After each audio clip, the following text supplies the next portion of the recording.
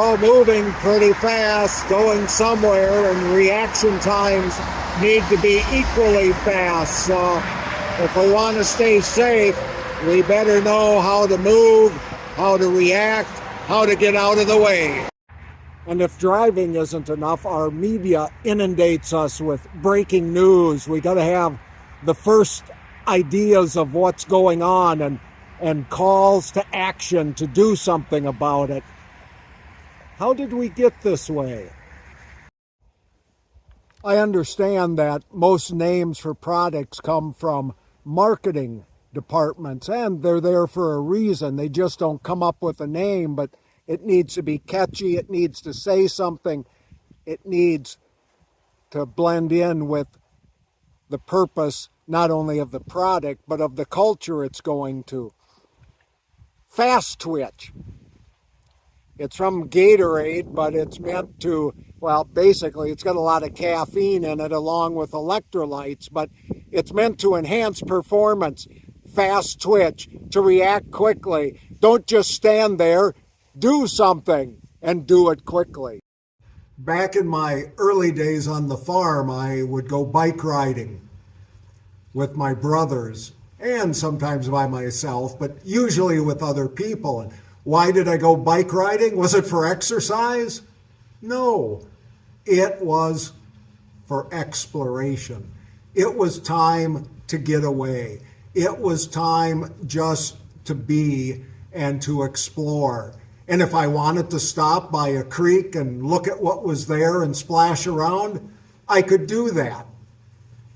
If there was something in the ditch that seemed attractive or at least somewhat interesting, I'd stop and go and see what was going on. Now, riding a bike is more about exercise, and the data I get from my phone gives me more information than I can possibly use.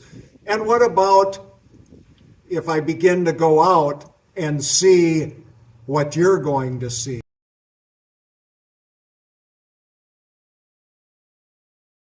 Now I can get on the weather app and it'll tell me pretty accurately how long I have before I begin to get wet from precipitation. And then maybe I won't go out and ride.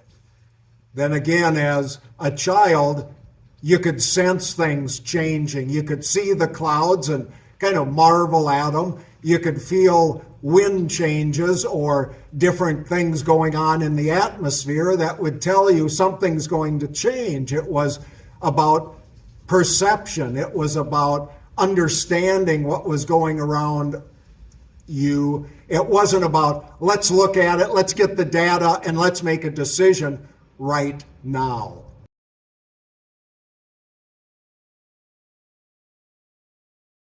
So how did we get to the place we are today with needing things to go quickly, to be about breaking news, about reacting right away to things? I'm not sure. I just have my own instincts and my own lived experience, but I think it began as we started to get into, if you want to say, the computerized age. We could get information at our fingertips quicker and quicker, and we were told that information provides knowledge, and knowledge will then allow us to make better decisions, and better decisions will then allow our lives to be better and more fulfilled and more satisfied. Is that the case? Sometimes I think I was more satisfied when I didn't know as much and didn't have to worry about as much. And you know, the breaking news about a fire in an apartment building, what can I do about it? Doesn't impact my satisfaction. Sure, it makes me connect to other people and know the tragedies of life, but is that breaking news impacting my peace of mind?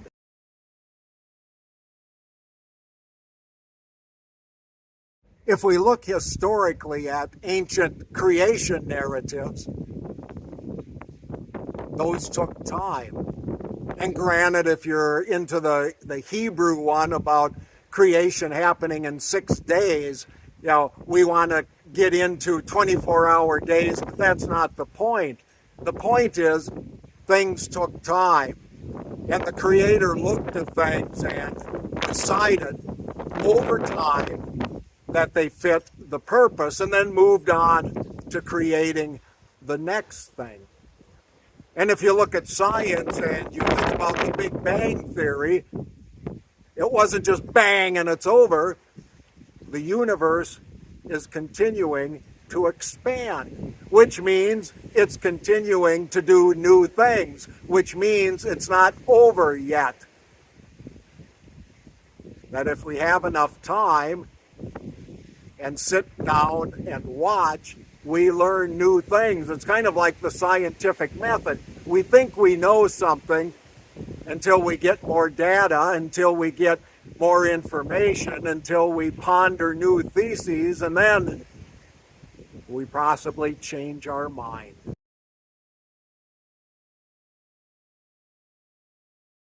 So in the world of don't just stand there, do something, maybe we should change the phrase of don't just do something, stand there. Pondering, that's doing something.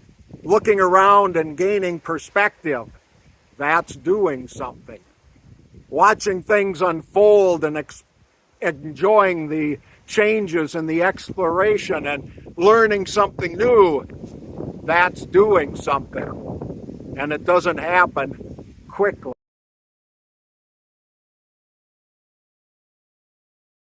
And as I say this, I'm a long ways from getting it right. It comes in fits and spurts, but that's part of learning. I don't necessarily have to change it right now. I can look at each day and each reaction and then make some decisions.